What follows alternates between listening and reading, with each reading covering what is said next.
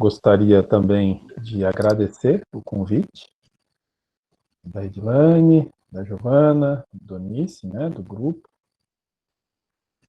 É sempre bom falar de educação na saúde, e é uma oportunidade para a gente compartilhar algumas coisas que estamos vivendo, né? Eu optei por falar hoje com vocês de princípios de educação. Princípios que dão o norte, que são a base, para a gente escolher como nós vamos, sejamos estudantes ou professores, mas como nós vamos desenhar e trilhar uma caminhada rumo à aprendizagem. No nosso caso, profissional, aprendizagem profissional. Isso vale não só para o professor, mas também para os estudantes. E eu optei por falar de conceitos mais gerais e deixar para o final, se vocês quiserem, eu posso mostrar algumas coisas do que a gente anda fazendo aqui, e vocês vão entender qual que é a minha posição em relação a essa situação da educação remota, eu vou falar daqui a pouco. Mas, entendendo que se você tem uma boa base, se você tem uma boa estrutura, se você tem disposição, você chega a onde você quer chegar. E no nosso caso, pelo menos no meu, eu quero buscar a excelência, eu quero fazer o melhor possível o que eu estou fazendo. Não quer dizer que eu quero ser o melhor fazendo o que eu faço, eu quero fazer o melhor possível naquilo que eu faço. Seja como médico, seja como professor, seja como ser humano. Então isso não diz respeito só à formação na área da saúde, médica, qualquer outra profissão.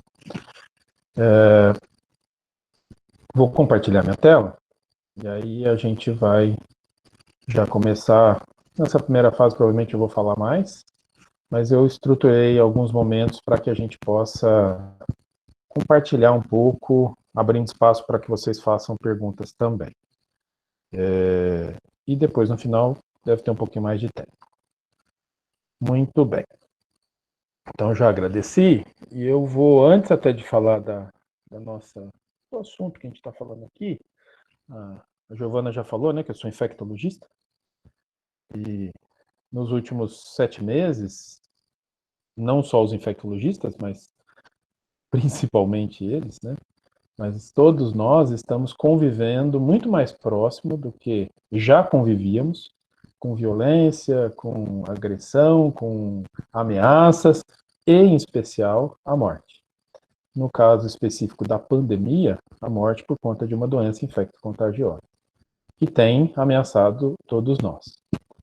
A gente também tem vivido um momento diferente do que a gente já viveu nesse país, de quase total ausência de liderança no nível federal. Liderança de coisas simples, protocolos do Ministério da Saúde, orientações. A gente viveu a pandemia do HIV/AIDS, e quem viveu isso, eu era residente, quando começou a ter pacientes aqui com HIV/AIDS em Ribeirão Preto, e tudo que a gente fazia tinha como referência documentos do Ministério da Saúde. A gente passa por um momento de lacuna e de muita dificuldade. Isso aumenta a nossa responsabilidade, de cada um de nós. Essa situação também nos permitiu entender um pouco melhor em que país a gente vive. Isso tudo eu estou falando, gente, eu falo geralmente disso toda aula antes que eu comece as minhas aulas, eu falo disso, porque isso é muito importante. Não adianta a gente falar das questões específicas, seja da educação, seja da própria medicina, se a gente não entender onde é que a gente está. Que cidadão ou cidadã cada um de nós é. E as nossas responsabilidades. E esse é um país muito desigual. A pandemia também tem nos permitido, não sei se vocês tiveram essa experiência, eu tive algumas dezenas ou centenas de vezes, de reconhecer, né, eu já conhecia as pessoas, mas eu reconheci uma parte das pessoas ao meu redor. Uma boa parte. Seja com surpresas positivas, seja com surpresas não tão positivas. Pessoas que você achava que, não, pessoa quietinha ali, que de repente, na hora que precisa, vira um leão. E pessoas que apareciam muito, que de repente, na hora que precisa, desaparecem. Então, toda a situação que nós estamos vivendo pelo menos pessoalmente, para mim, e eu acho que para muitas pessoas, tem nos permitido essa vivência. Não tem como não pensar em várias coisas, né? E isso tem sido assim, a gente está sendo obrigado a parar para pensar em várias coisas. Muitas delas eu nunca tinha pensado com muita profundidade. E eu acho que essa é uma grande oportunidade de reencontrar alguns valores e entender como eu vejo a mim mesmo e aonde eu estou, né, o entorno. E para não parecer que só tem, né, assim, tantas descobertas difíceis, e esse é o último slide dessa introdução que não tem nada a ver com a educação remota, mas é talvez mais importante do que a educação remota, na minha opinião. Essa tirinha do Enfio sinaliza para nós onde que está a esperança. Qual é o caminho para a gente enfrentar tudo isso e chegar do outro lado, na outra margem de um rio que está difícil de atravessar, está ameaçador, com várias armadilhas e desafios.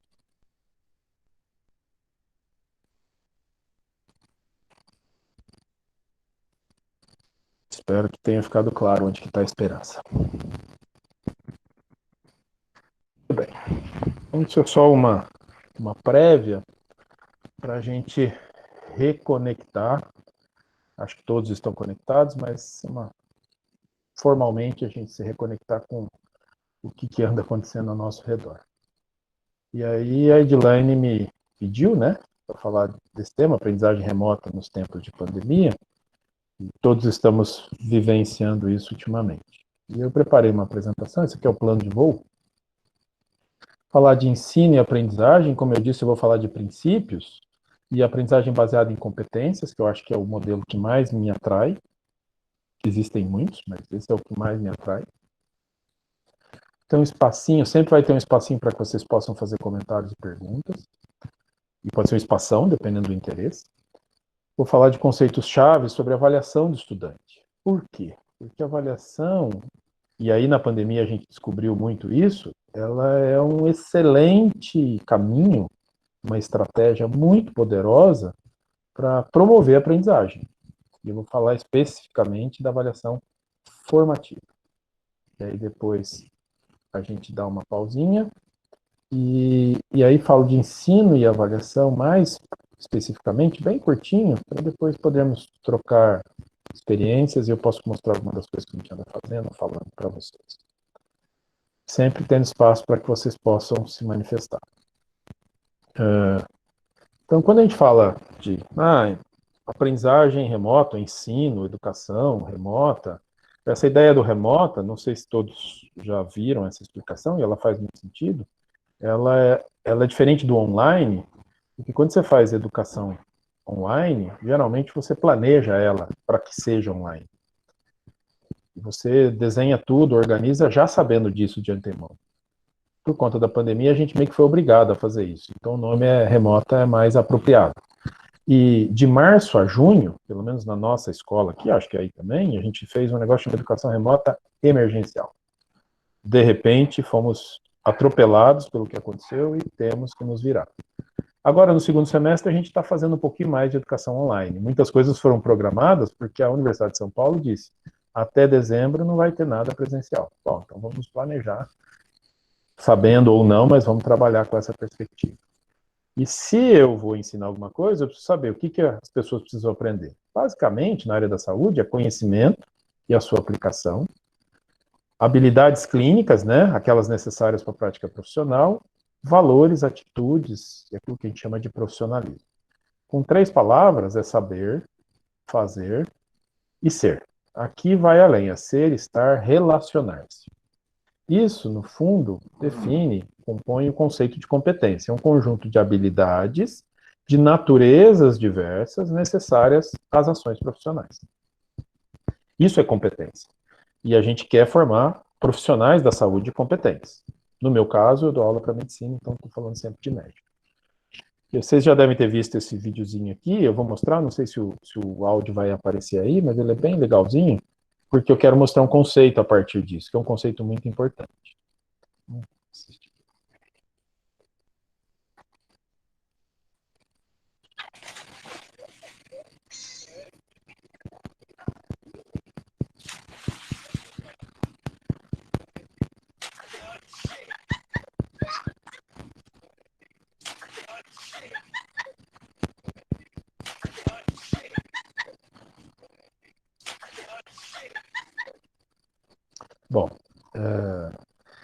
Eu sei que, imagino que aqui deve ter estudantes, profissionais e profissionais que, se forem médicos, devem ter feito residência. E eu não sei se isso é familiar para vocês, mas o dia que eu vi isso aqui, eu falei, uau, isso aqui é exatamente o que eu vivi. E tem uma situação que esse cara aqui, eu não sei se vocês conhecem, pela toquinha aqui, ó, o MP, é o Michael Phelps. Se você falar em natação, esse cara é o expert, ele é o topo de tudo, o supra-sumo. E você, para chegar aqui, você tem que passar por essas fases. Nem sempre eu vou chegar aqui, mas eu tenho que ser competente, eu tenho que chegar até um ponto que eu tenho competência para fazer a minha profissão. E esse videozinho é para isso, é para mostrar a gênese, né, da expertise, ou a gente chama isso aqui de curva de aprendizagem, você já deve ter ouvido falar disso. São esses dois autores que propuseram, e ele fala de um novato, do iniciante avançado, até que ele está competente, aí ele, depois de competente, ele tem prática profissional, praticando ele começa a fazer melhor aquilo que ele aprendeu, e cada vez ele vai ficando melhor naquilo, até que ele pode escolher uma área, investir muito, mestrado, doutorado, no nosso caso, por exemplo, e ser um expert. E assim você vai tendo aqui sempre a busca pela competência na formação profissional, mas a pessoa pode ir além, cada um escolhe o nível até onde quer chegar. Se você pratica aquilo que você aprende, você inevitavelmente vai evoluir aqui na curva. E aí a gente começa ali na graduação, aprendendo várias coisas, e vai crescendo, residência, começa a trabalhar, e depois de um tempo você está praticando e está crescendo. Vamos pensar em ser médico, né? Na habilidade para ser médico.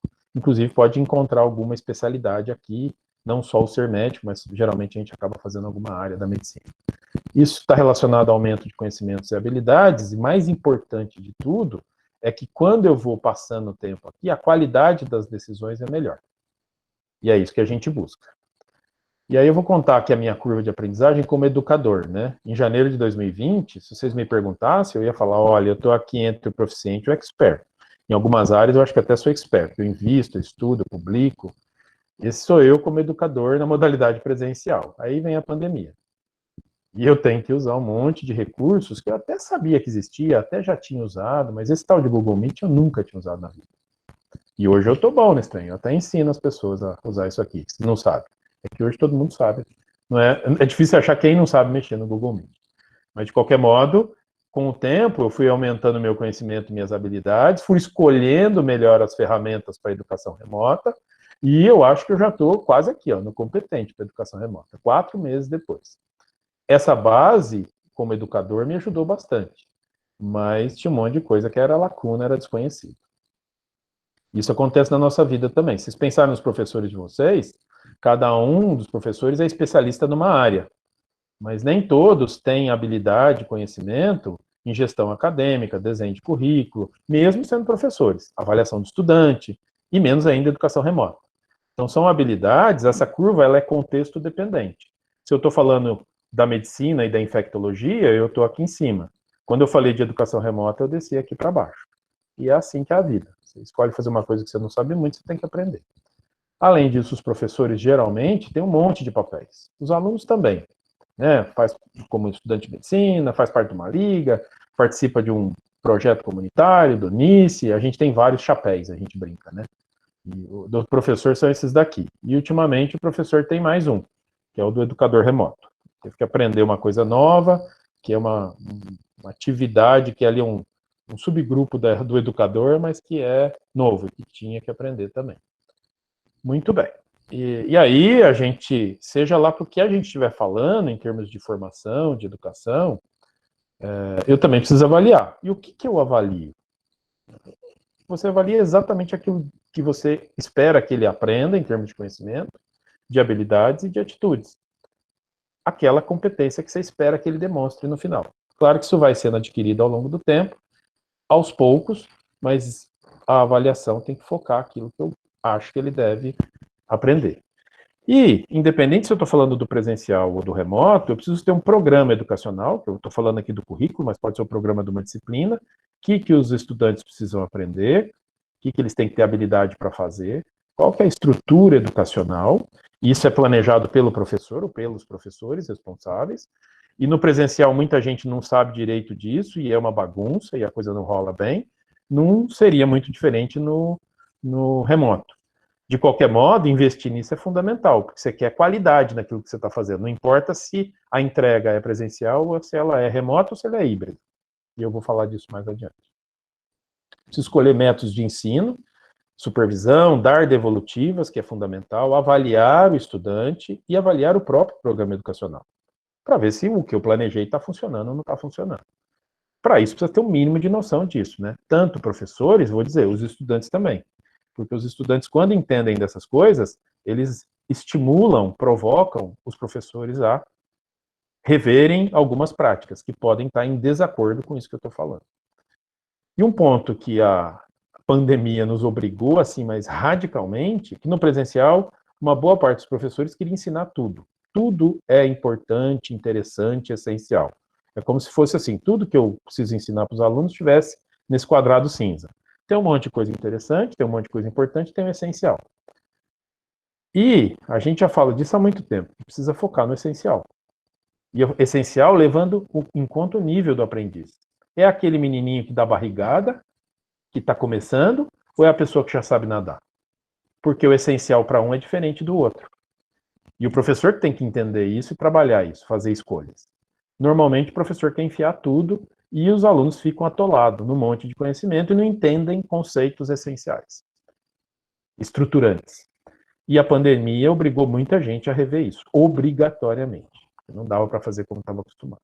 E sempre avaliar o próprio programa educacional. De tempos em tempos, eu pergunto, e aí a educação remota é muito boa para isso, a gente usa o Moodle, tem lá uns questionários, enquetes, eu posso fazer rapidinho e perguntar o que está dando certo e o que não está. E eu faço ajustes baseados na percepção dos estudantes. No presencial, eu sempre achei que estava ótimo, porque eu sempre fiz daquele jeito, funcionou. Agora eu tenho um pouco mais de insegurança. Muito bom. Então, esse era o primeiro pedacinho daqueles 3. Se alguém quiser fazer algum comentário, alguma pergunta. Não sei se isso está chovendo muito no molhado, muito básico para vocês. Se tiver, peço desculpa. Valdes, não tá não. Eu acho que está sendo bem pertinente, até porque a nossa realidade é um pouco diferente da realidade de vocês, né? E somente agora que a gente retomou de forma remota o primeiro semestre de 2020, né? Isso somente o curso de medicina. Os outros cursos ainda estão fazendo é como se fosse um calendário de inverno, né? O semestre ainda não foi retomado. E acho que calhou bem, porque as aulas voltaram agora dia 5 e os alunos já estão relatando a chuva de conteúdo, aulas que duram 3 horas de forma síncrona, né? E como lidar com tudo isso. Então, acho que a gente está num bom Precisa da caminho. presença, Edilane, da coordenação. Da coordenação da disciplina, da coordenação do curso. Não tem como... Assim, os estudantes têm que manifestar, sempre de maneira respeitosa, sabe assim, não esculhambar, porque senão o professor reage. Então, assim, nós estamos com os estudantes aqui com uma postura muito legal. Eles são, assim, eles fazem enquete no Google Forms, eles fazem o relatório, eles mandam para o coordenador do curso ou da área, e aí, quando a pessoa vem de uma forma elegante, educada, mas muito firme, não tem jeito, não tem como você fingir que você não está vendo o que está acontecendo. Que tem alterações e problemas. Tudo bem, faz parte. Mas a gente está querendo conversar, né? Os alunos nos provocam a rever algumas das práticas. E isso é inevitável. Então, acho que esse é um ponto, e a gente entender isso é a primeira etapa. Tá bom? Posso continuar? Ótimo. Pode sim. Então, vamos lá. Então, vamos seguir mais um tiquinho. Vamos falar de currículo por competência. Eu vou focar um tanto aqui falando de avaliação, porque se você tem objetivos para alcançar, você cria estratégias para que eles sejam alcançados, fazer avaliação é uma forma de ajudar o estudante a aprender. É um negócio que é meio incomum para nós, mas eu vou falar o que isso quer dizer. Não sei se vocês já ouviram falar da pirâmide de Miller, né? O Miller descreveu o que a gente deve avaliar num estudante de medicina. Isso em 1990. Conhecimento, aplicação do conhecimento contextualizada, problemas, casos clínicos. Além do conhecimento e da aplicação, o estudante precisa demonstrar algumas habilidades, que não adianta só responder numa prova escrita, por exemplo. Ele precisa, por exemplo, ver se comunica bem com o paciente. só olhando ele se comunicar com o paciente. Isso pode ser feito de uma maneira simulada, numa maneira real, lá na prática. Mas imagina que você quer saber se ele sabe percutir o tórax. Ele pode percutir o tórax do colega e eu avaliar se a técnica está adequada. Então, é uma habilidade que ele demonstra, não necessariamente no cenário real, com pacientes, pessoas de verdade sendo atendidas. Esse é o nível do demonstrar. E lá no topo, que também ele pode demonstrar, mas ele demonstra no cenário da prática profissional, do fazer. Então, se eu vou ver se ele sabe percutir ou não, nesse nível aqui ele está percutindo uma pessoa no retorno do ambulatório de infectologia. Aqui a gente pode fazer isso lá, um aluno com o outro, na semiologia, ou ele escutar o manequim, aí não é uma situação real, ela é simulada. E o Miller descreveu isso é muito usado, porque basicamente o que eu quero que ele aprenda está na pirâmide, e o que eu quero avaliar tem que estar na pirâmide também. Tem uma coisa que o Miller não deu muita atenção, que é o que envolve toda a pirâmide, né? Envolve todas as relações. A parte da atitude, da ética profissional, do profissionalismo, é o ser, estar, relacionar-se. Então, que seria o terceiro domínio. Para isso, geralmente eu escolho estratégias, avalio conhecimento, habilidades, atitudes, e sempre devo prover feedback. Eu vou falar por que isso é importante.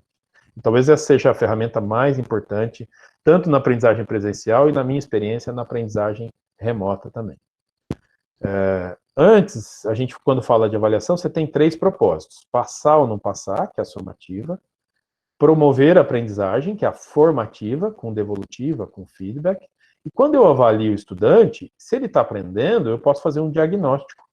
Obter informações para saber se o curso, a disciplina, a aula foi boa, mais ou menos, ou ruim. O que ela pode trabalhar para melhorar. Então, essas são as 3 dimensões da avaliação. Por que o Yin e o Yang estão aqui? Porque essas coisas são complementares. Não tem uma que é certa, outra que é errada, todas têm espaço. Agora, se eu estou falando de aprendizagem, essa aqui é que deve predominar. E ela não predomina. Não predominava no presencial, e se vocês estão começando agora, é provável que vocês passem por essa fase. Um monte de gente querendo reproduzir formas de avaliar que vão dar muito estresse. E tem que mudar o conceito de avaliação. Se eu falo de avaliação, eu falo, obviamente, dos domínios que eu quero que o estudante aprenda na minha disciplina, cognitivo, psicomotor e afetivo, como ele vai aprender. Então, a gente dava aula presencial, eu posso dar aula online, posso gravar vídeo, posso fazer seminários, alunos apresentarem. A gente fez até enfermaria virtual.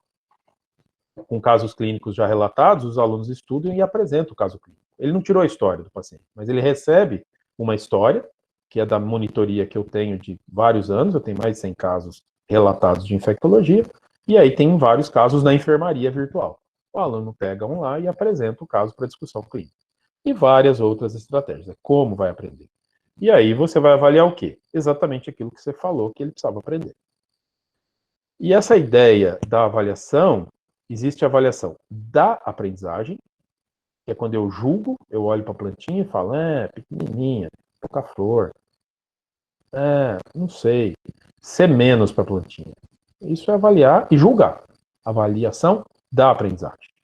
Eu também posso olhar para a plantinha e chegar às mesmas conclusões. Nossa, ela está pequenininha, ela não cresceu, ela tem pouca flor. Eu acho que ela precisa de água, acho que ela precisa de sol, acho que ela precisa de adubo e ajudá-la a crescer.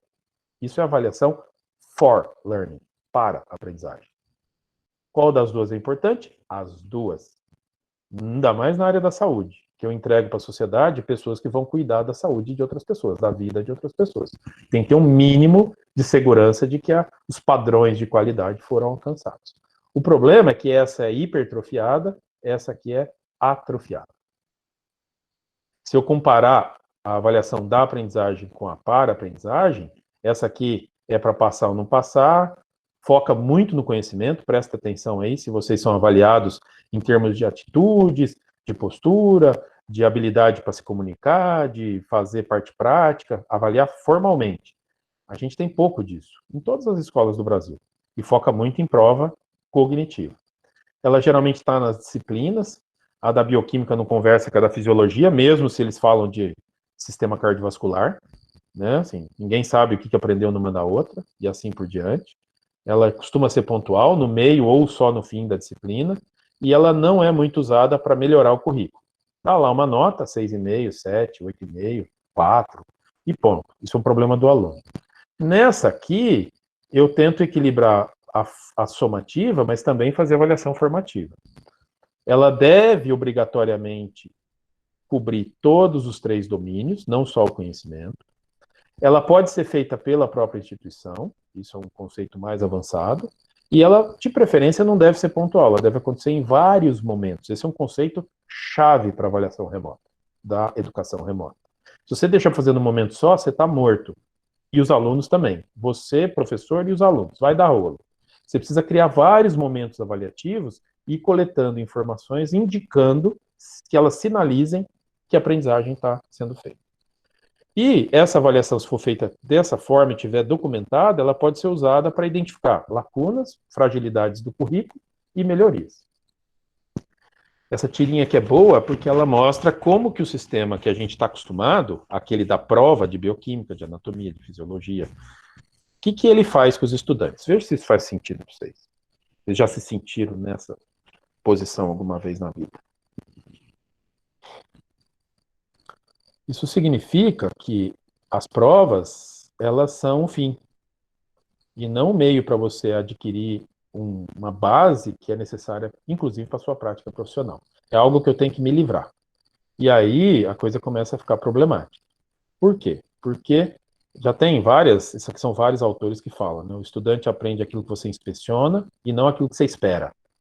Então, a avaliação, ela guia. E se você foca muito no conhecimento, ele fica focado só nas provas, estudar para a prova, e depois esquece. Agora, se você avalia habilidades, atitudes, se ele sabe tirar história, fazer exame físico, fazer procedimento, faz isso regularmente, isso vai indicar que aquilo é importante. E aí a gente leva ao Miller, que falava que a avaliação guia, direciona a aprendizagem, em várias maneiras, né? Assessment drives learning. Ou seja, né, de uma forma mais metafórica, é o rabo que balança o cachorro. Tudo que você diz que é importante e vai avaliar, os estudantes vão prestar atenção. Por isso que você tem que fazer escolhas sábias, com sabedoria. Se ficar no rodapé, eles ficam lá no rodapé, e depois isso vai se perder. Se é algo significativo, importante, e ele vai carregar aquilo e vai usar aquilo para os anos seguintes, até para a prática profissional, isso vai fazer diferença. Isso tem a ver com a motivação intrínseca ou extrínseca, né? A extrínseca é você ser punido ou ser recompensado, que é o modelo clássico. Agora, a intrínseca é você estimular, atrair, interessar, atrair o aluno para aquele aprendizado. E a avaliação ajudando a aprender e documentando a aprendizagem vai tornando o negócio ainda mais interessante. Isso é um grande desafio. Mas essa é a ideia. Certo? E para isso tem um monte de métodos, né? Inúmeros métodos para avaliar essas várias dimensões. Porque um só não dá conta, né? E aí o professor precisa ter o mínimo de noção de qual instrumento ele vai usar, dependendo da tarefa que ele tem. Porque nem todo instrumento vai resolver bem o problema que está diante. E a avaliação em ensino é a mesma coisa, né? Se eu tenho algo, por exemplo, a trabalhar uma habilidade para sutura, eu posso dar aula teórica 3 semanas. Mas é fundamental que a gente tenha uma prática. Eles tentem, cada um tente, receba a devolutiva, e aí tente de novo, até que a gente tenha um momento que a gente checa se todo mundo alcançou aquela habilidade. E aí eu tenho que fazer escolhas, tanto para ensinar quanto para avaliar. Tá certo? E aí a gente tem várias também estratégias, tanto para ensinar quanto avaliar, e essas coisas precisam ser coordenadas, né? De acordo com o propósito, eu escolho qual é a estratégia. Posso não ter nada de avaliação, posso ter uma avaliação mais focada no conhecimento, ou posso ter uma avaliação focada em várias dimensões. O saber, o fazer e o ser. Um instrumento só não dá conta disso, você precisa de vários instrumentos. E para ensinar é exatamente a mesma coisa. Qual que é a vantagem de boa parte desses instrumentos aqui? Eles proporcionam momentos de devolutiva, de feedback. A gente faz isso? Raramente. Professores raramente dão devolutiva. E aí eu preciso identificar, né, assim, do ponto de vista tanto da avaliação quanto da aprendizagem, não sei se vocês já viram essa metáfora dos pixels, né? Eu preciso de disposição para aprender e preciso de boa amostragem para checar se aprendeu. Não sei se vocês estão vendo isso aqui, vocês pensem aí um segundinho para vocês Ó, o que vocês estão vendo aqui nessa tela? Alguém se arrisca a me dizer o que está vendo ali? Aqui, ó. O que vocês estão vendo? Fala aí para mim. Alguém. Senão eu vou achar que vocês estão dormindo.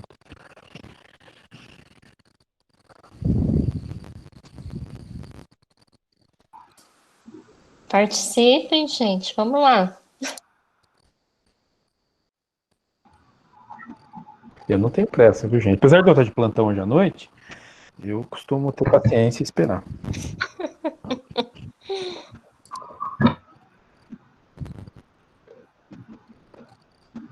O que vocês estão vendo, gente?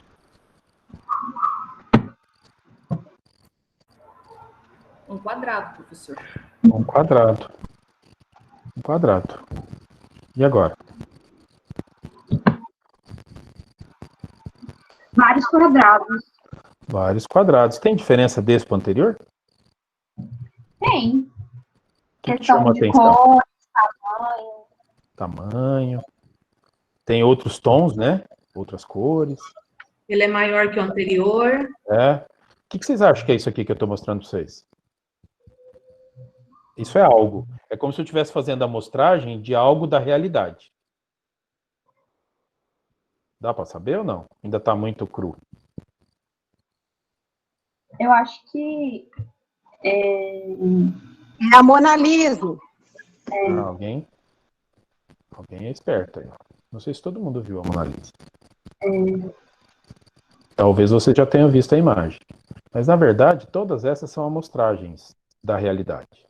Então, se o indivíduo sabe ou não sabe fazer a história, o exame físico de um paciente, eu vou ter que observar várias oportunidades ele fazendo a história, o exame físico, para concluir sobre a realidade. Ele vai ter que ter uma prova de conhecimento que não pode perguntar sobre um dos 20 temas que ele aprendeu e discutiu no curso. Eu preciso ter uma amostragem e dar oportunidade para ele com várias oportunidades, ia mostrando um pouquinho para poder concluir se ele tem ou não tem o conhecimento, as habilidades necessárias. E isso, gente, me diz o quão perto eu estou ou não da realidade. Então, se eu faço uma amostragem muito pequena, eu posso não estar induzindo ou chegando próximo de saber se ele aprendeu ou não aprendeu. Agora, o que é mais importante? Quando vocês recebem lá as instruções na disciplina, o que é para aprender e quais as estratégias que vão ser usadas para aprender, e agora na educação remota não é diferente, eu estou insistindo nisso, é exatamente a mesma coisa, e o professor pode ser que ele tenha menos recursos na caixa de ferramenta dele para fazer educação remota do que ele tinha na presencial. De qualquer modo, ele vai ter que usar recursos que permitam eu chegar na realidade, porque tem uma imagem especular aqui. A imagem especular deve ser a avaliação. E essa avaliação pode ser feita ao longo do processo, de modo a permitir que eu tenha indicadores de que os alunos estão aprendendo. Eu posso falar disso depois. São exercícios, são tarefas, e no ambiente remoto, numa plataforma tipo Moodle, é muito mais fácil do que era no presencial. Não sei se vocês já tiveram alguma experiência disso, eu estou tendo, estou aprendendo. Nesse ponto aqui, até aqui. Alguma dúvida? Que aí eu caminho para a final e a gente abre para conversar e eu mostro alguns exemplos. Tranquilo, Valdo. Se quiser continuar, a gente deixa para o final para discutir. Tá bom. Então vamos lá. Agora eu vou falar de algumas coisas que a educação remota nos provocou. E aí, de novo, na avaliação, porque ela está conectada diretamente com as estratégias de ensino. Você precisa avaliar e focar suas estratégias de ensino focado nos objetivos de aprendizagem. Isso aqui está na página da Johns Hopkins. Né? Então, estratégias que eles estavam lá recomendando, baseado no que eles aprenderam e nas dificuldades que eles também tiveram. Então, tudo que a gente vai ensinar não deve estar desviado, não pode estar em desacordo com os objetivos de aprendizagem, e os objetivos de aprendizagem não podem ser grandes, extensos o suficientes, a ponto de afogar, atolar os alunos num monte de conhecimento que eles não entendem nem para que serve. Então tem que fazer escolhas. Essa aqui é a que eu mais gostei, que me chamou mais. a gente conversar com os alunos. Vocês concordam que vocês vão fazer agora avaliação online? Vocês não vão estar presencial? E aí os professores querem controlar tudo. Não, como é que vai fazer? Como é que não vai deixar colar? Se você quiser usar a lógica de antes, você está morto. Não tem jeito. Não tem jeito. Ah, tem sistemas de segurança. Manda ele filmar. Tentem fazer isso para vocês verem o estrago que vai ser. Porque aí você continua na lógica da avaliação somativa e, na verdade, nós precisamos trabalhar mais na lógica da formação. Avaliação promovendo a aprendizagem. E aí, uma coisa que a gente aprende disso aqui é que a gente precisa conversar com os estudantes sobre isso. Se eu tenho um momento que a avaliação é com consulta, eu deixo lá claro. Se eu vou fazer um momento, eu tenho feito provas online com teste de múltipla escolha. Eu faço uma reunião, hoje de manhã eu fiz uma, às 8h30 da manhã. Amanhã tem prova escrita, 30 testes, no curso de Infecto, e na sexta-feira tem prova oral o dia inteiro, 20 minutos cada aluno. E o combinado é que eles não gravem, pode ser que gravem, mas a gente faz um pacto. Que eles não gravem e que eles não consultem, porque eles estão fazendo na casa deles. E por que isso? Porque eu preciso ter uma ideia também do quanto que eles sabem, e eles precisam disso. Então é uma questão de integridade, honestidade. E se não tiver isso para fazer um negocinho desse, dá atestado falso, vai fazer coisas que não são defensáveis, como profissional, como médico. É que nem um pesquisador inventar dado. Isso é inadmissível, isso é falta de integridade. Então isso vale para todas as pessoas, em todas as atividades. Na área da saúde, ainda mais importante. O que mais que você tem que fazer? Você não pode ter uma forma única de avaliar e de ensinar. Você tem que ter várias oportunidades, diferentes estratégias. E essas estratégias têm que ter pesos diferentes. Então você pode fazer um teste, um pré-teste, que se for concluído, ele conta como uma tarefa concluída, e isso vai compor a nota. E no ambiente online isso é uma festa, porque ele responde e já sai lá qual foi o desempenho dele. É muito mais fácil.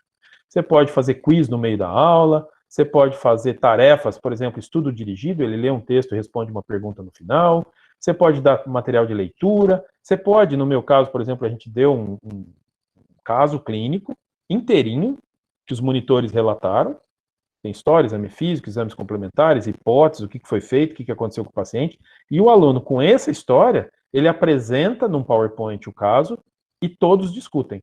Aí a gente faz uma sessão de discussão de caso. Antigamente, ele tirava a história e fazia isso. Agora não dá para tirar a história porque eles não estão aqui no hospital. Então, ele usa aquela história, mas faz a discussão de caso.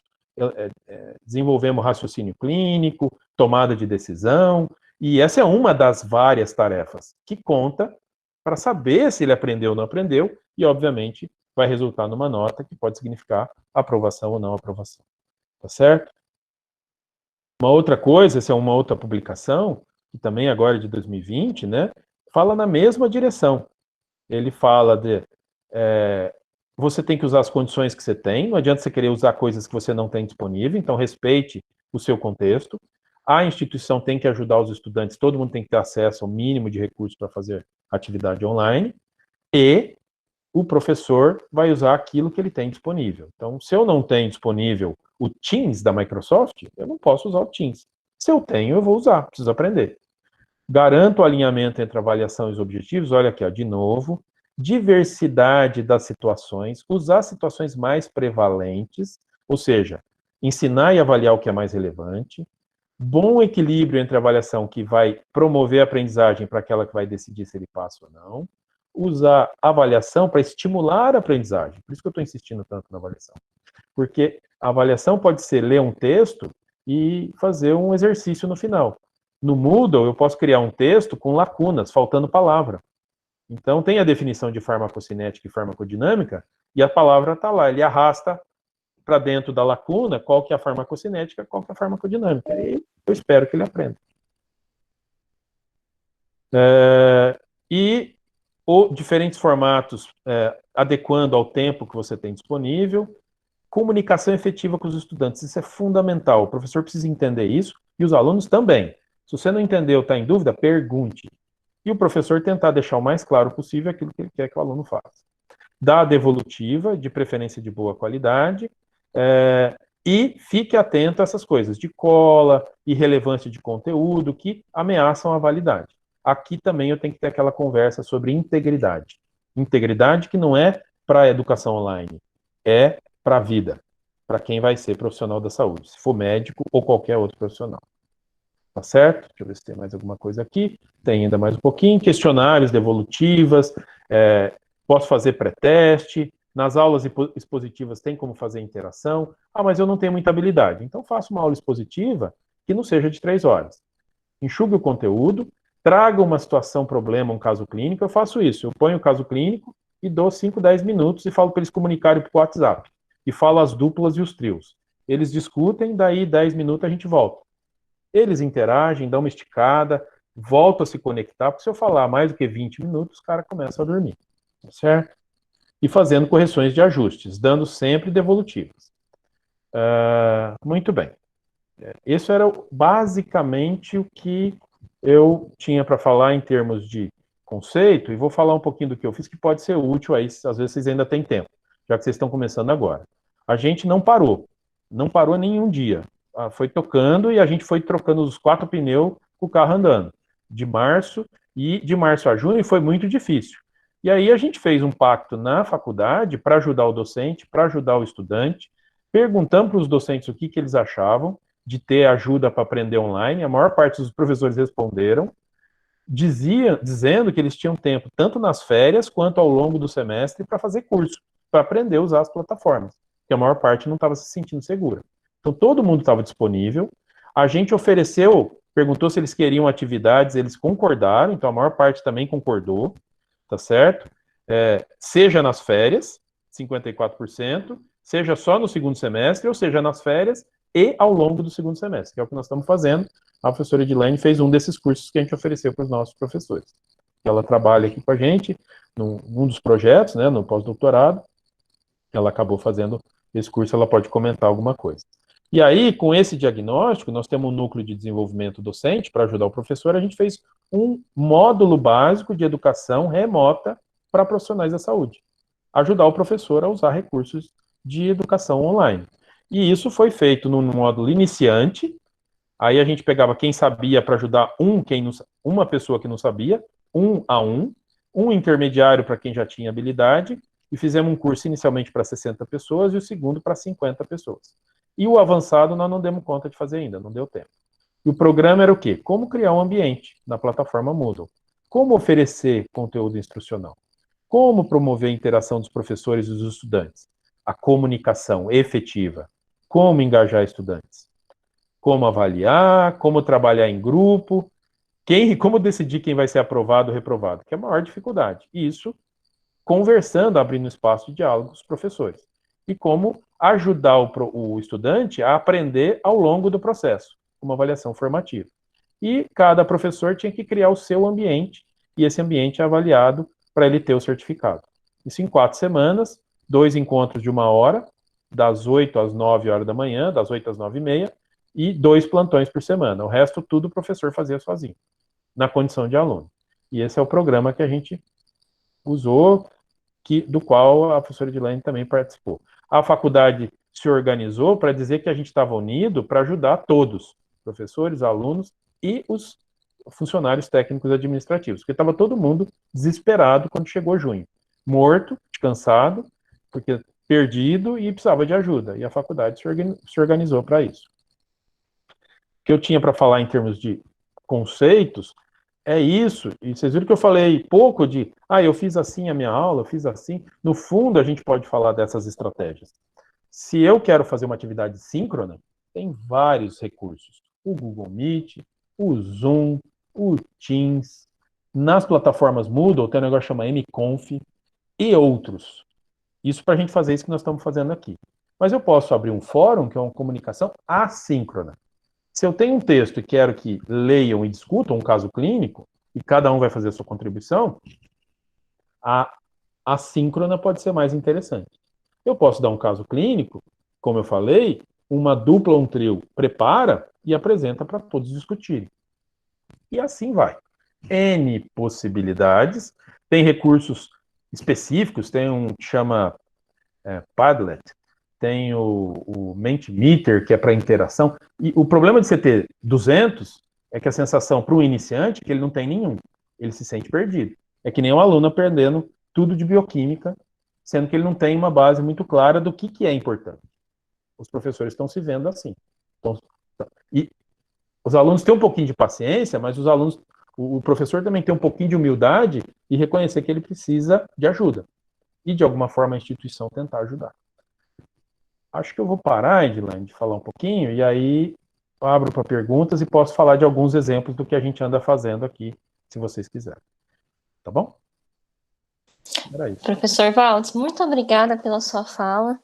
Eu acho que permitiu cada um que está aqui presente conseguir enxergar a sua situação, né? Seja professor, seja aluno. E como para a gente está recente, com certeza é de grande valia pensar e refletir como está sendo feito.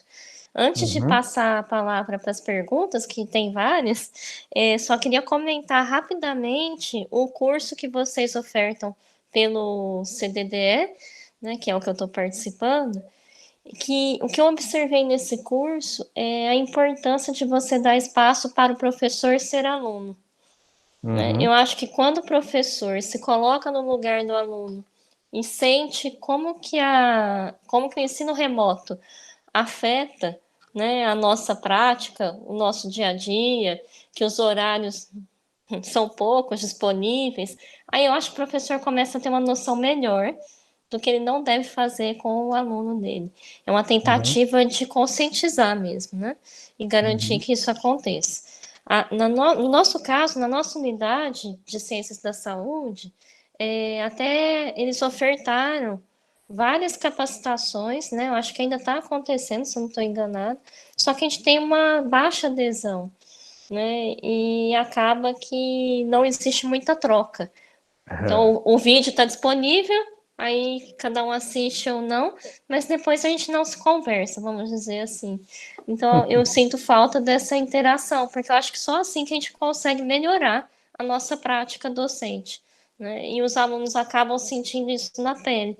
Então, se o aluno no presencial não aguenta uma aula de 3 horas sentado, por que que no remoto ele vai aguentar ficar sentado 3 horas?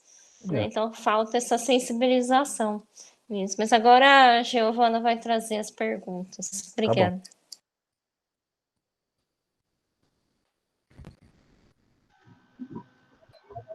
Boa noite, professor. Primeiramente, eu gostaria de agradecer por toda a sua bondade. Eu acho que esse foi nosso terceiro dia de AD. E aí eu estou até hoje, tenho a Edilene não só como professora, mas como grande amiga. Eu estava até meio que chorando as mágoas para ela hoje, falando, professora, eu estou super cansada. Tive uma aula das 7h30 até 11h, e ainda tem um artigo de 120 páginas para ler, como que eu vou fazer? E aí a gente, né, fica bem difícil, assim.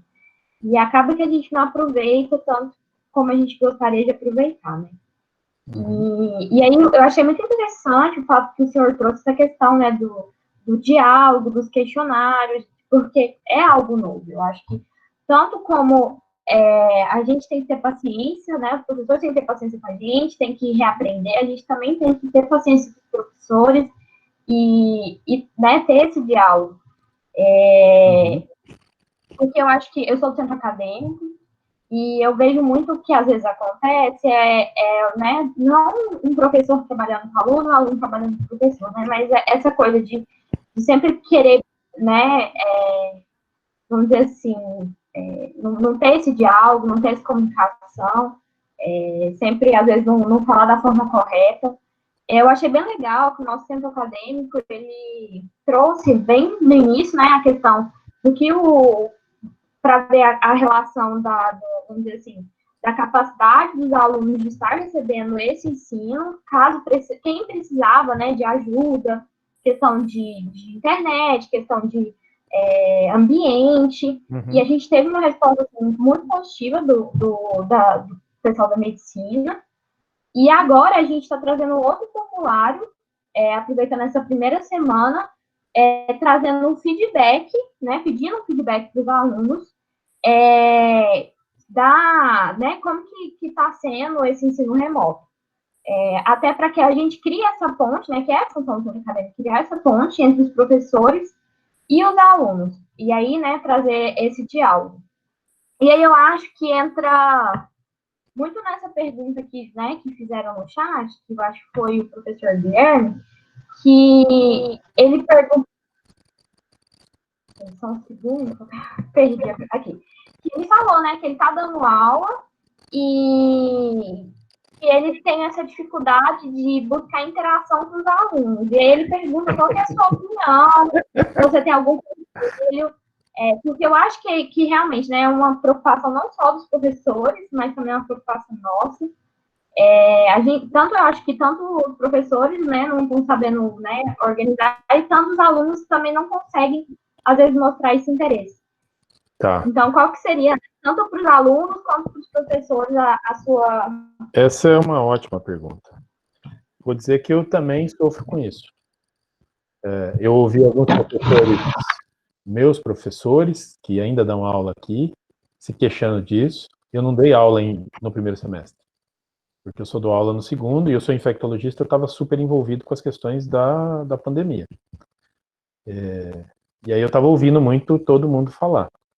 E aí, gente, é o seguinte, não é fácil. Porque se a gente diz que todo mundo tem que abrir a câmera, não é melhor, não é adequado. Primeiro porque a conexão fica pesada e às vezes atrapalha.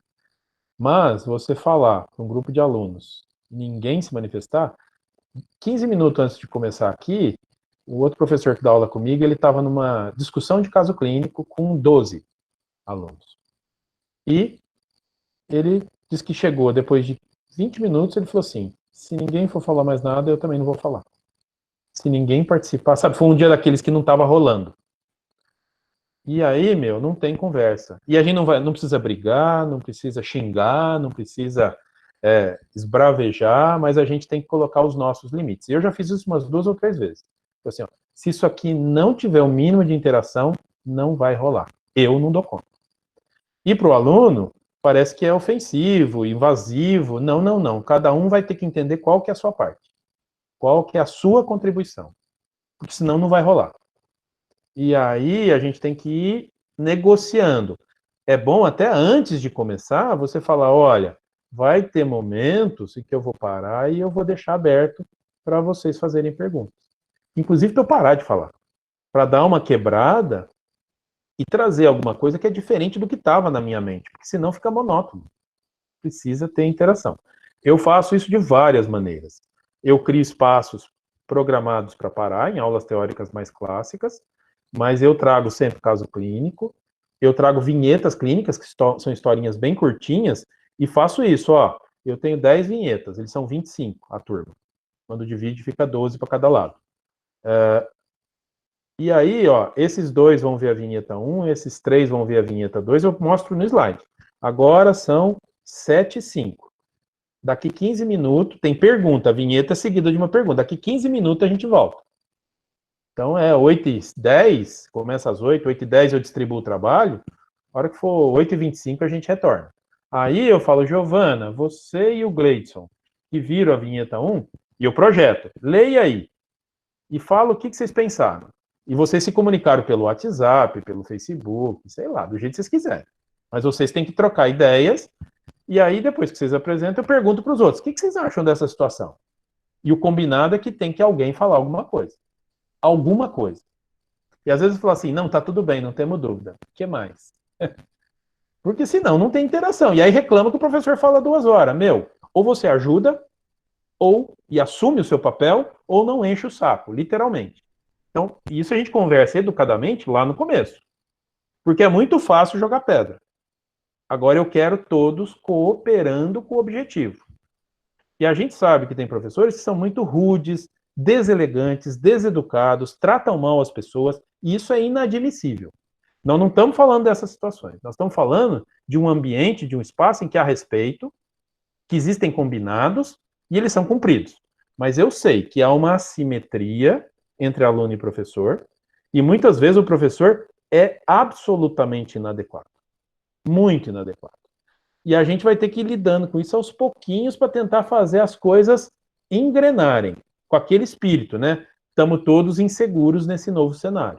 Mas tem que ter, primeiro, respeito, honestidade de propósitos e um mínimo de abertura para experimentar uma coisa que é nova para todo mundo. Não sei se eu te respondo, mas essas coisas são muito importantes. E às vezes não funciona. Não funcionava na presencial também. Metade dormia, eu não conseguia entender. Eu ficava chateado. Mas tem dia que eu não estou bem. Eu não estou animado. E eu preciso reconhecer isso também. E às vezes os alunos também não estão num bom dia. Então não dá para brigar por tudo. A gente acomoda uma boa parte das coisas. Agora, se chega no seu limite, é bom falar.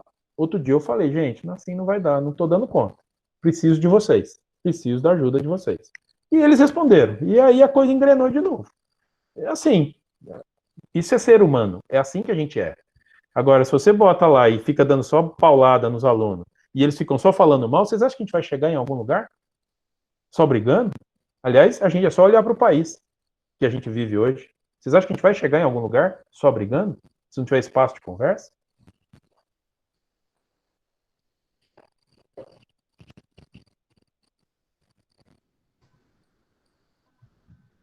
Professor Guilherme, com uma pergunta que foi sua, caso você queira comentar ou algo do tipo. Boa noite, professor, tudo bem? Guilherme, boa noite. Eu tenho sofrido muito com essa situação, né? Mas eu acho que respostas exatas nós não temos. Claro que algumas ferramentas, eu também, nesse mês de julho, foi ótimo para capacitação, porque realmente de março a junho foi algo emergencial. Fomos realmente trocando o pneu do carro com ele em movimento. E a própria instituição e o próprio interesse acho que, da gente buscar, acho que foi algo que tem ajudado, né? Claro que também é muito novo todo esse propósito. E tem algumas ferramentas, eu acredito. Por mais que tenha essas ferramentas, eu sempre fui uma pessoa, e creio que todos que têm experiência aí com a docência, né, das relações humanas, da parte das relações interpessoais.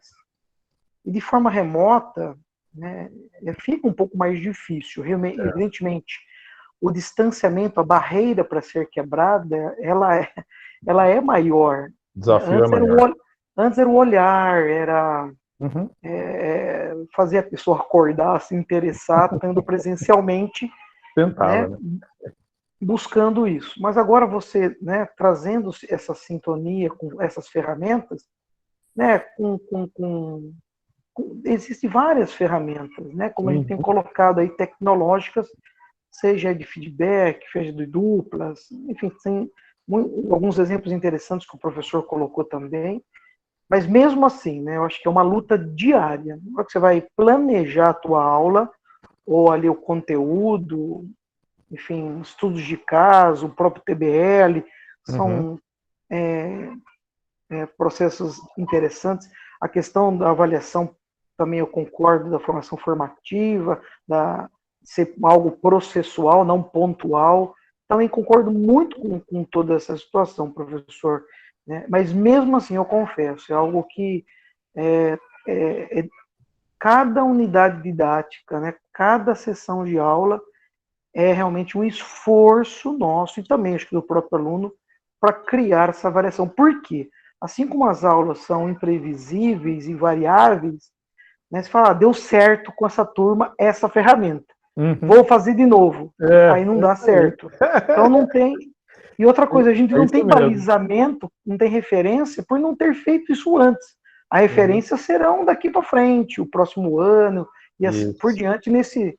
enfim, estudo híbrido que nós estamos tendo. É isso mesmo, Guilherme. É assim, não quer dizer que deu certo com um grupo, vai dar exatamente certo com o outro, mas vocês concordam que é assim na nossa vida? É que a gente, às vezes, acha que deu certo uma vez, vai dar certo sempre. É uma ilusão. E isso é aprendizado, é a curva de aprendizagem. E você começa a saber o que funciona mais frequentemente e o que dá errado mais frequentemente. Aí você evita aquilo que você percebe que não funciona para você. Você falou muito bem, isso é muito particular. Da disciplina, do professor, às vezes do próprio grupo. Agora, a gente não tem obrigação de acertar sempre, mas nós temos a obrigação de tentar acertar sempre. Fazer uma coisa que seja legal, que funcione. E aí tem várias estratégias. Eu vi que a Luísa falou aqui de documento compartilhado.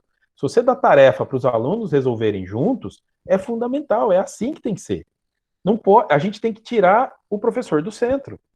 Eu posso dar tarefa, que é ele preparar o caso clínico e apresentar, eu posso distribuir vinhetas para eles discutirem e trazerem na discussão, eu posso dar tarefa para ele fazer no horário livre. Teve uma colocação aqui que isso é uma coisa que os alunos detectaram, e eles nos induziram a fazer. A ideia de que eu posso dar uma aula síncrona, mas com o Google Meet, eu gravo, e deixar, se não for discussão de caso clínico, eu não gravo. Mas aula teórica, a gente sempre grava e disponibiliza o link. É uma outra oportunidade para ver de novo, para pausar. Isso é muito poderoso, aparece em várias publicações e até nos nossos inquéritos informais, todos os alunos sinalizam que isto ajuda. E tem aula que não tem aula, tem só o vídeo gravado. E a gente entra só para discutir o caso, para discutir um problema. Então você vai misturando um pouquinho de cada uma dessas coisas e o mix começa a ficar interessante. Ferramentas tecnológicas, eu vi o Padlet, o Mentimeter, tem vários. A minha sugestão, só use se você estiver minimamente confortável com a tecnologia. Senão vai ser problema. Eu tendo a passar vergonha quando eu tento usar coisa que eu não estou confortável. Então eu preciso treinar primeiro. Aí depois que eu treinar, treino com os meus filhos, treino com meus monitores, aí eu sei que eu estou mais confortável, aí eu faço. Porque isso é também importante para o docente.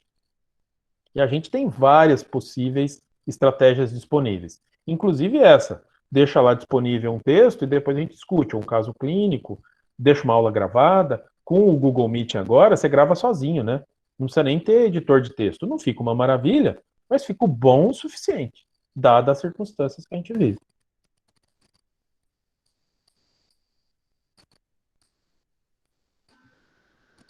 Perfeito, professor. Nossa, foram várias dúvidas, mas eu acho que a gente pode ilustrar bem nessa pergunta. Como que a gente consegue melhorar essa comunicação, aluno-professor, e como melhorar também o engajamento dos alunos? Uhum. A comunicação, ela tem que ser uma meta. E, assim, é uma meta, é um objetivo do professor. Estabelecer uma comunicação clara, regular, com os estudantes. Todo mundo gosta. E a Edilene brincou, né? Foi bom eu ter ficado de aluna no curso, foi uma das coisas que ela valorizou, eu vi que a Luísa comentou isso também lá na escola dela com os professores. A gente, no curso que a gente ofereceu para os professores, tinha uma semana que tinha 5 tarefas. Era impossível fazer metade das coisas que a gente deu. Todo mundo reclamou. Tá vendo? É assim. É assim que os alunos se sentem. E a gente também tem que abrir canais, por exemplo, coisas muito básicas que os alunos apreciam muito. E quando a gente é aluno, a gente aprecia mesmo. Queixas dos nossos alunos do curso de professor. Né, os nossos professores que eram alunos do nosso curso. Eu não entendi a tarefa. Não estava claro. Não falou que era para postar. Só falou que era para fazer. E é verdade, não estava claro. Se não tiver claro, a pessoa não tem obrigação de adivinhar. Assim como tem gente que nem estando tudo detalhado vai entender. Aí você fala, olha, estamos tentando melhorar, agora usem os recursos dos seus colegas. Os alunos já fazem isso normalmente, né? Pergunta para o outro.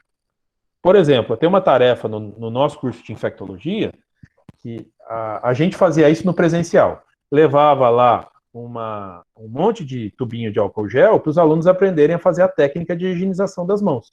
A técnica correta, né? Palma a palma, palma a dorso, interdígito, o outro interdígito, ventral, ponta do dedo, dedão, e aqui terminava. Tem uma técnica.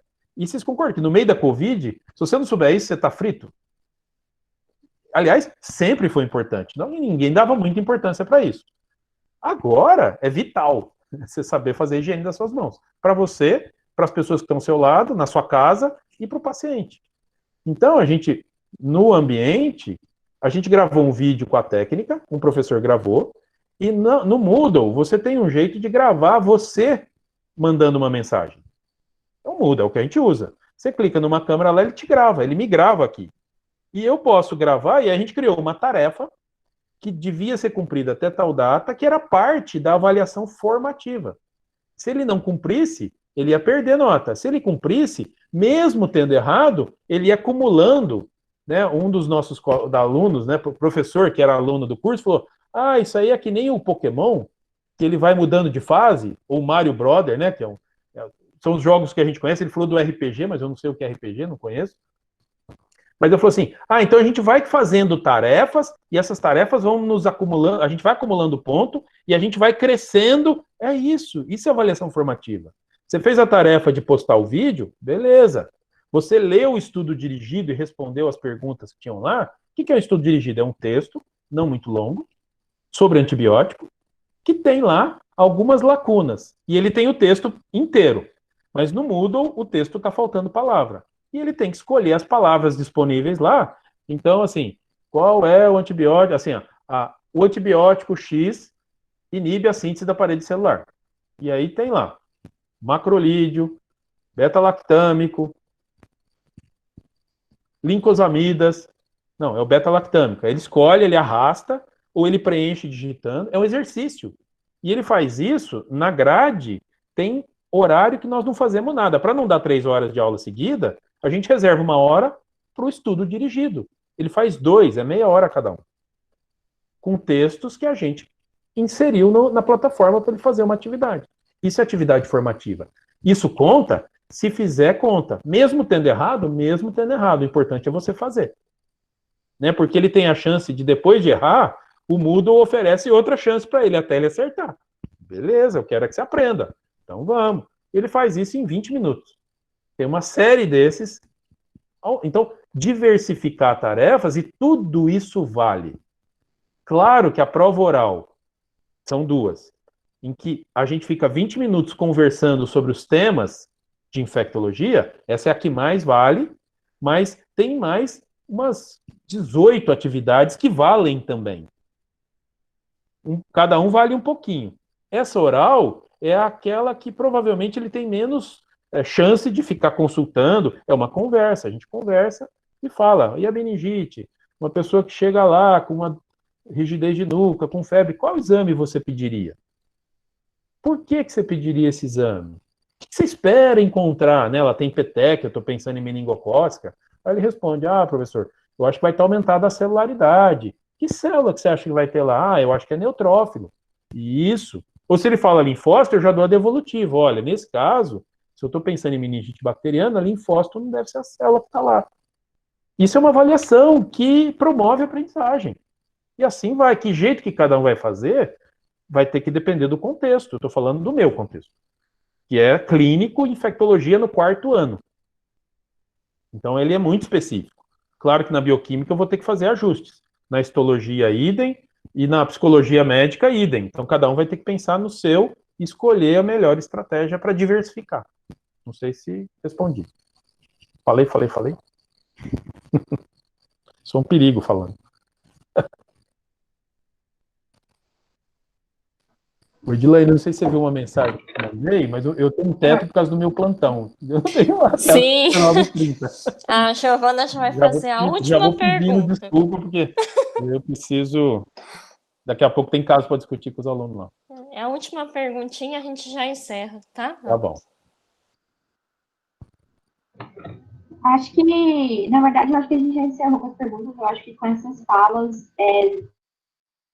acabou que uma pergunta foi muito parecida com a outra, então meio que o senhor já cobrimos a maioria delas. Gostaria de agradecer. Isso. E só aproveitando, assim, só rapidinho, vou tentar ser bem rápido, como o senhor também, eu tenho um problema de falar muito. Eu gostaria de agradecer, né, primeiramente, pela disponibilidade do senhor, da professora Edilane, e como, né, discente, eu acho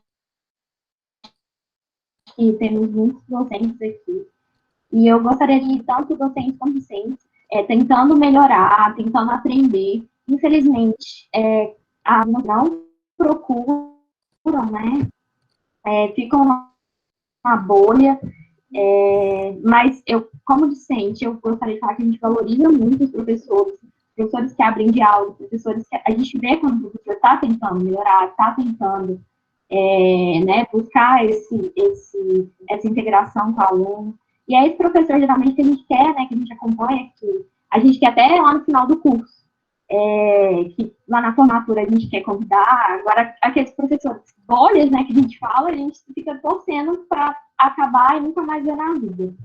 Então, eu queria falar que todo esse trabalho de vocês, a gente reconhece, e que vocês não desanimem, né, porque eu sei que deve estar tanto alunos quanto professores, que deve ser muito difícil, mas procurem, né, sempre o diálogo, procurem o centro acadêmico, e façam, né, esse trabalho conjunto, não contra, né, professores contra alunos, mas o aluno contra o outro aluno, sempre tentando, né, essa integração, que eu acho que no final vai dar certo.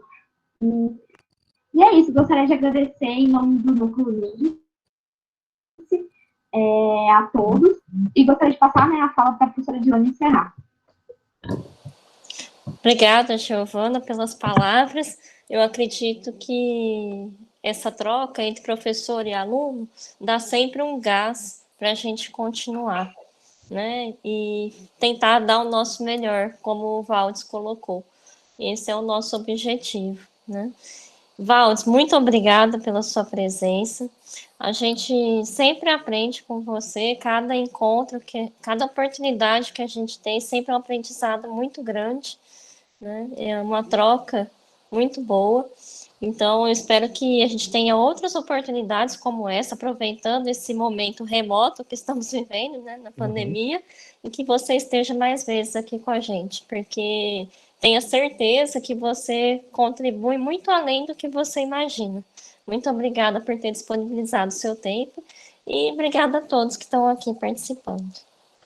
Eu que agradeço, Edilane. Obrigado, Giovana, Edilane, a todos que estão aí no final do dia, né? A gente sempre tem dias cheios e encontrar aqui algumas pessoas que são amigos, conhecidos, outros que eu não conhecia. Obrigado. A gente, para quem tem interesse em educação, a gente tem um evento que a gente está organizando no final do ano, 19, 20, 21 de novembro. A Edilane tem nos ajudado a divulgar, que é uma conferência sobre avaliação do estudante. E trata de todos esses temas, vai ser online, ela era para ter sido presencial, e a gente tem um canal, que a Edilane depois pode compartilhar, se puder fazer esse favor, que é o do nosso Centro de Desenvolvimento Docente, que é no YouTube, né, ele chama CDDE, que é o Centro de Desenvolvimento Docente, e lá tem um monte de material sobre educação presencial, educação remota. Hoje a gente teve um evento com uma professora de Portugal, o vídeo dela já está lá, disponível. Então, esse é o link do evento, né? E o link do canal no YouTube, né? O Centro de Desenvolvimento Docente da FMRP.